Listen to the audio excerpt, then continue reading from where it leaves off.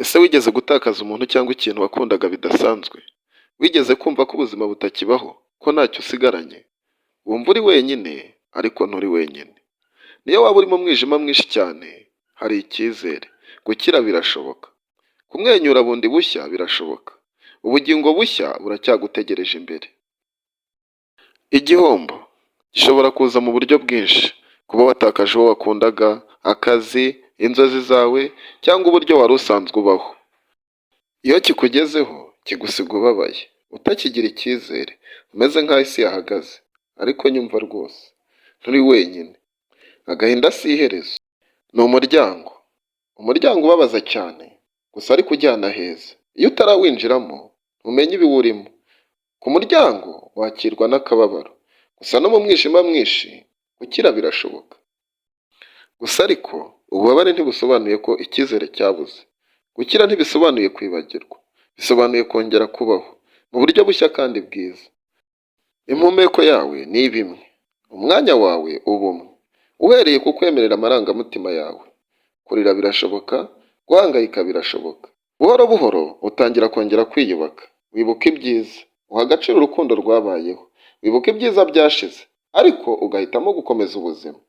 Si uko wibagiwe, ahubwo ni uko ugomba kubaho. Ufite uburenganzira bwo kongera kumwenyura. Ufite uburenganzira bwo kongera kubona amahoro. Nturi wenyine. Hari abandi banyuze mu bintu nk'ibyawe.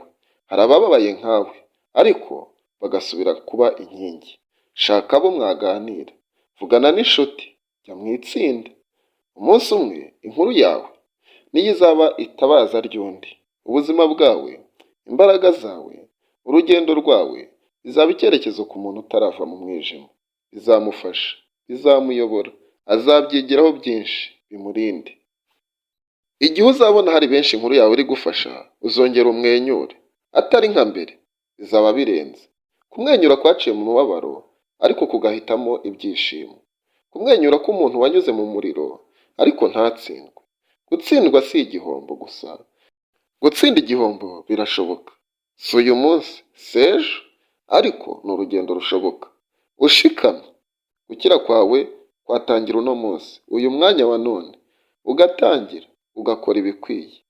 Muri byinshi twagiye tubona muri video zahise. Ukagenda ubikurikiza. Ubuzima bwawe bwahinduka.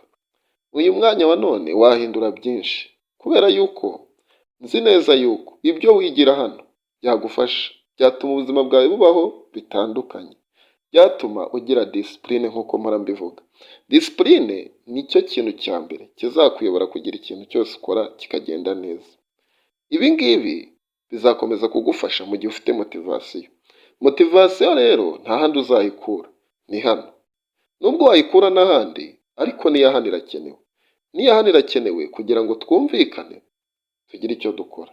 Erega ibi twabikora, bikore. Waba wakunze inama twakugiriye? Uyu mwanya wa none rero ni igitekerezo cyiza cy'uko wakora subscribe, ukaba wazajya ukomeza gukurikirana ibi biganiro. Ikindi wasiga comment niba wabyishimiye kugira ngo ubashe gufasha n'abandi, babashe kubyumva, babashe kubikurikira. Ibi wabikora, bikore.